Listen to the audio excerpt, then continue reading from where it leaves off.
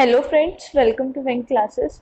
आज की क्लास में हम कॉम्बिनेशन का इंट्रोडक्शन पढ़ेंगे और नेक्स्ट क्लास में कॉम्बिनेशन से क्वेश्चन सॉल्व करेंगे। ये इंट्रोडक्शन वीडियो है। इससे पहली वाली वीडियोस में हम परम्यूटेशन के कुछ केसेस डिस्कस कर चुके हैं एंड सॉल्व कर चुके हैं। आने वाली वीडियो में हम और भी क्वेश्चन सॉल्व करेंगे, बट अभी कॉम्बिनेशन को इंट्रोड्यूस करना बहुत इम्पॉर्टेंट है। स्टार्ट करते हैं।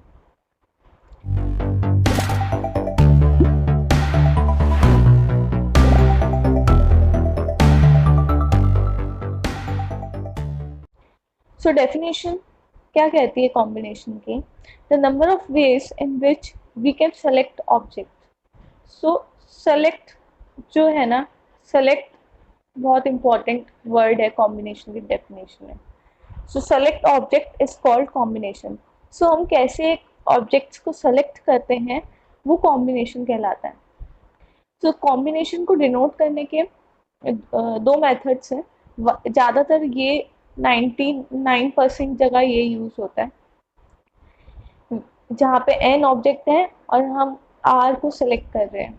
इसका मतलब ये है n total number of object is n and we are selecting r object out of n object. Total ये होता है और हम सेलेक्ट जिसको कर रहे हैं वो यहाँ पे हम लिखते हैं सेलेक्ट।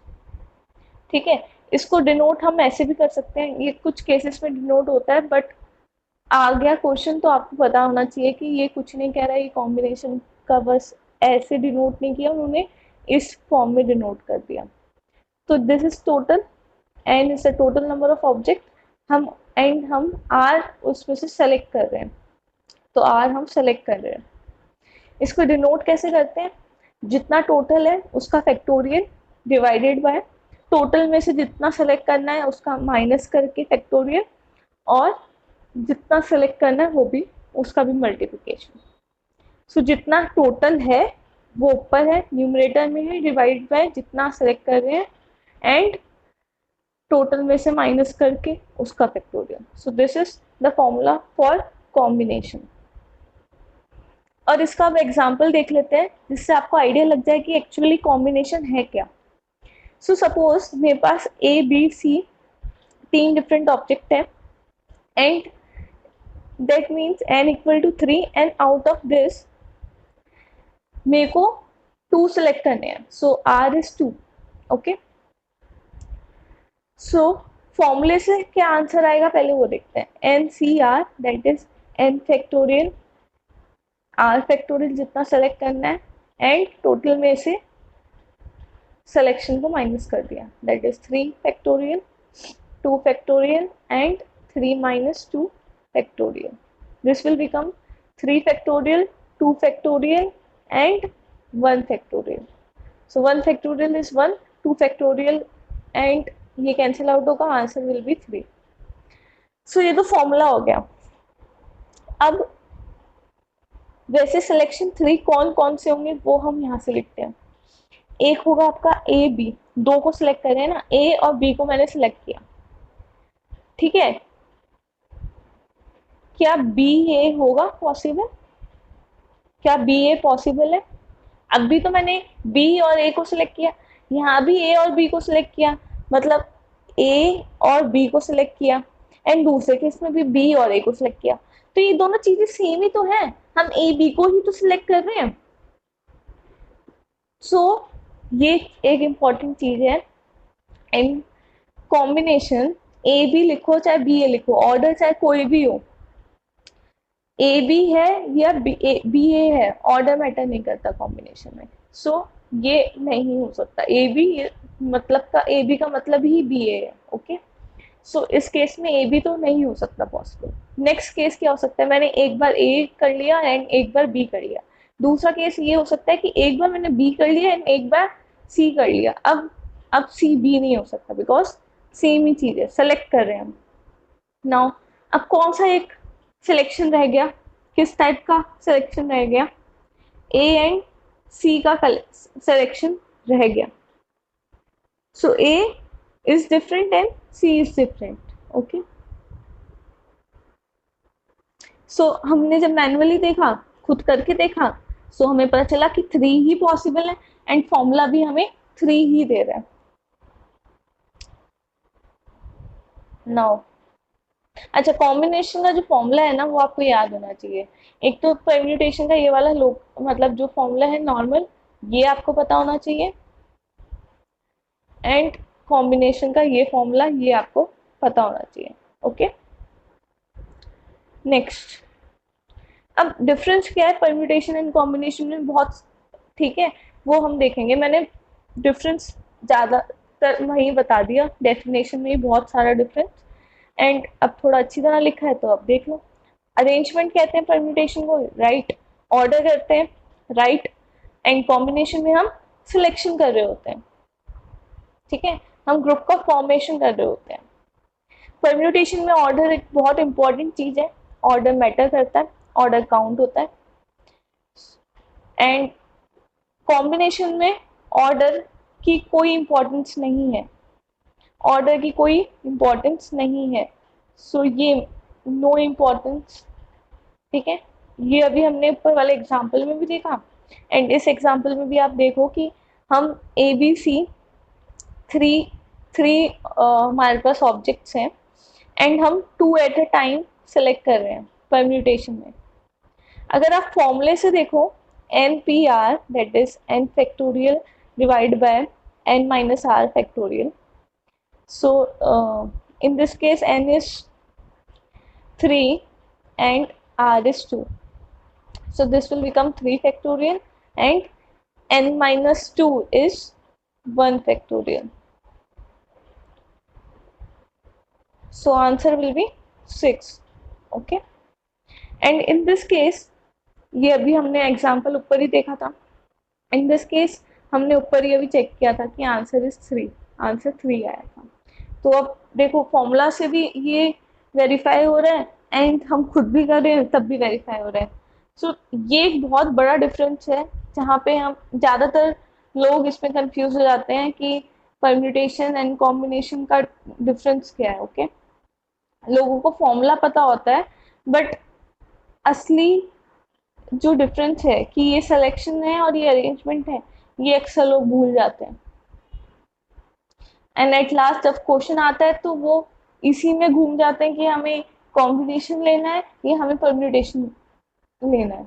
कॉम्बिनेशन का क्वेश्चन या परम्यूटेशन का क्वेश्चन है, डिफरेंस ही नहीं पता चलता। सो ये प्रॉपर्टीज है। ये आपका होमवर्क होगा कि आप ये खुद प्रूफ करो, ठीक है, अपने लिए एक होमवर्क यही ले लो कि हमें प्रॉपर्टीज प्रूफ करनी है, ठीक है। सो एक चीज है कॉम्बिनेशन में, आपने फॉर्मूले में एक चीज नोटिस की होगी, एन फैक्टोरियल है and R factorial and N minus R factorial है, ये 2 टर्म है, ठीक है, ये 2 टर्म्स हैं हमारे डिनोमिनेटर में। दैट मीन्स अगर मैंने n को 4 लिया, n इज 4, सो आपकी जो, अगर मेरे को एक बार selection 0, 4C1, 4C2, 4C3 and 4C4, ये 4 चीजें आप ऐसे मैक्सिमम 4 सिलेक्शन कर सकते हो 4 ऑब्जेक्ट्स में से, या आप कोई भी सिलेक्शन नहीं कर सकते, यही है मैक्सिमम केस 4C4 है एंड मिनिमम केस 4C0 है, ठीक है। अगर आप इसको सॉल्व करोगे, n factorial that is 4 factorial, r factorial 0 factorial and 4 minus 0 is 4 factorial. In this case देखो 4 factorial, r factorial, 4 minus 1 is 3 factorial, 4 factorial, 4 factorial, 2 factorial,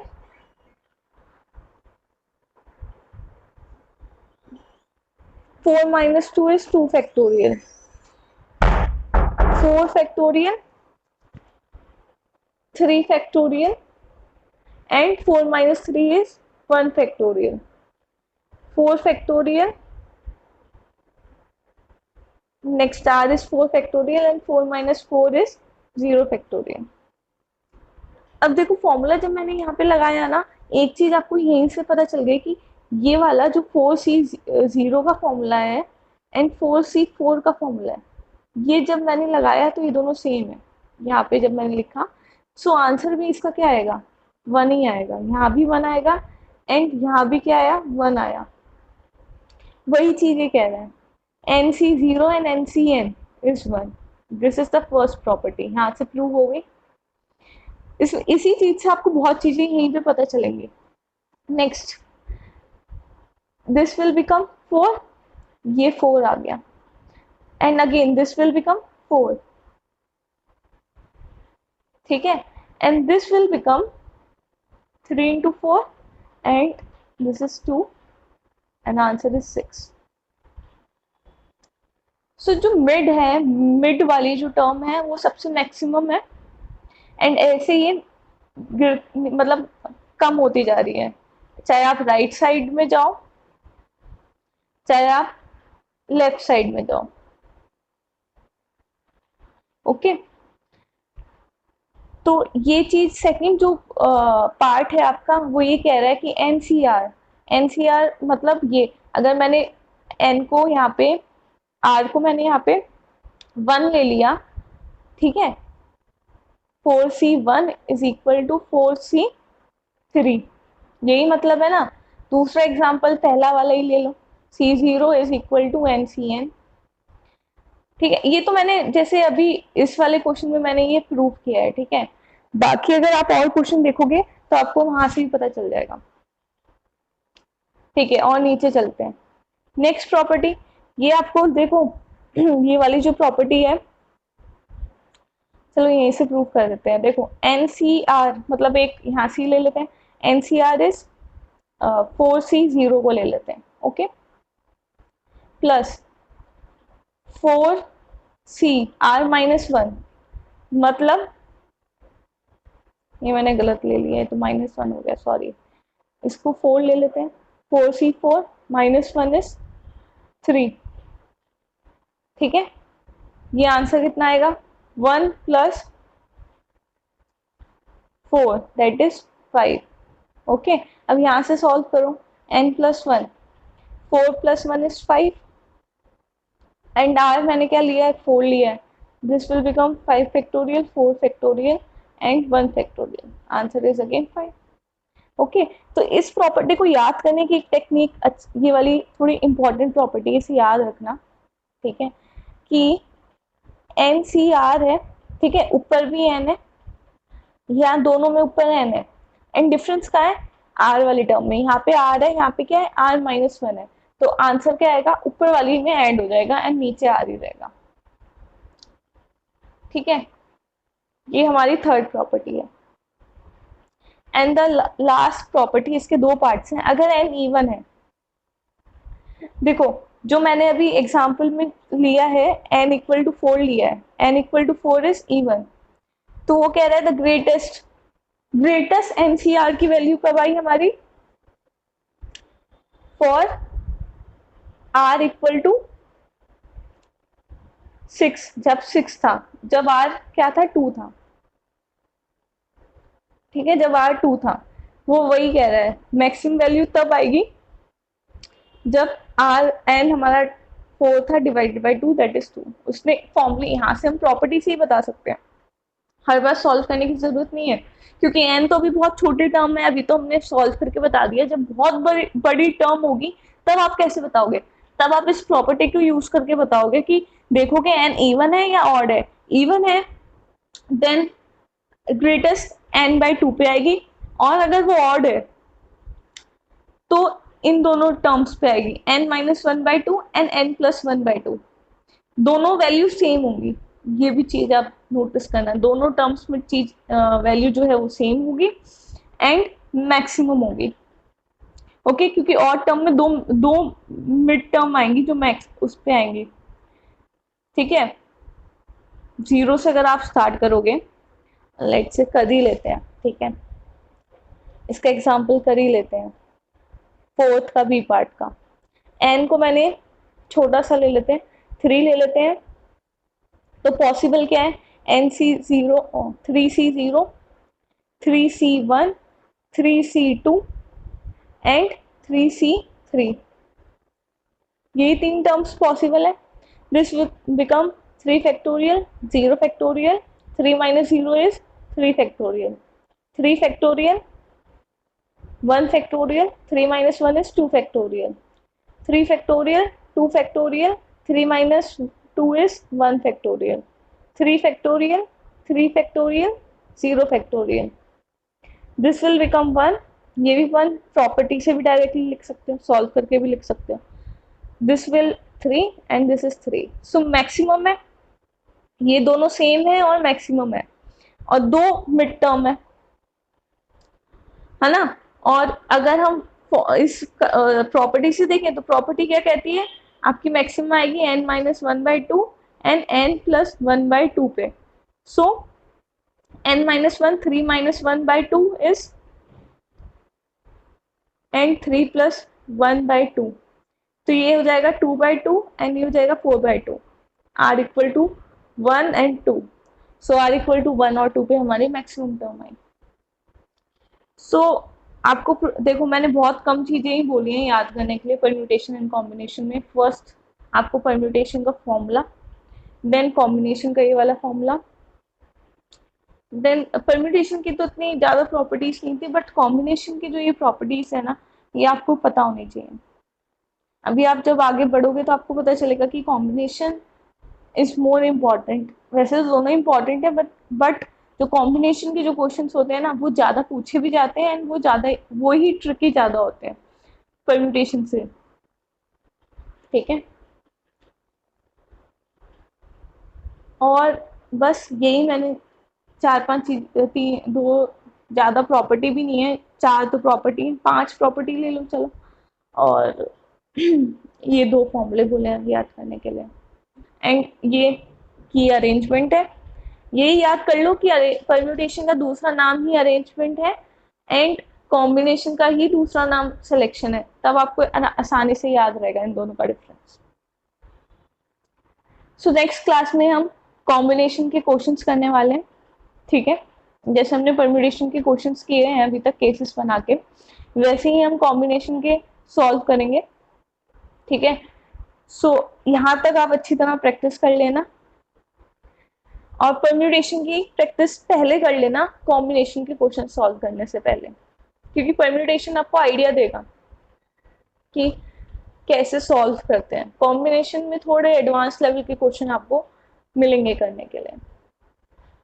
so thank you and keep practising.